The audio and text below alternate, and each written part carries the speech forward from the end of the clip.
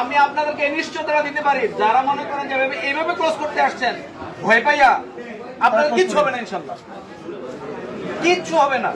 কেউ ক্লোজ করি না অপ্রয়োজন। এই ব্যাংকের যদি কোনো কিছু হয়, বাংলাদেশের অর্থনীতি শেষ। টোটাল অর্থনীতি 26%। এটা স্বীকার করেন না করেন, এটা কিন্তু আমরা দেখতে সবাই স্বীকার করি।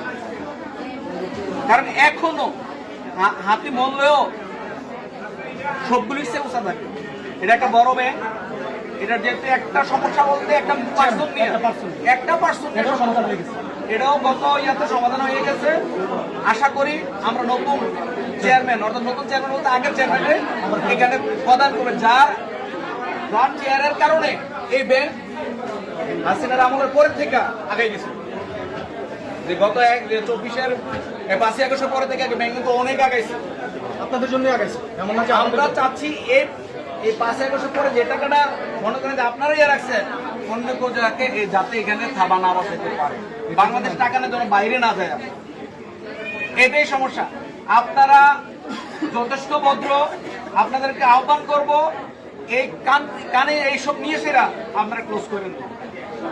ক্লোজ করলো টাকা এখানে থাকবে, কোথাও নিতে পারতেছেন না তো, অন্য ব্যাংকে তো টাকা নিচ্ছে না, অন্য ব্যাংকে আমি ট্রান্সফার করবো, এরা তো রিজেক্ট দিয়ে দিচ্ছে।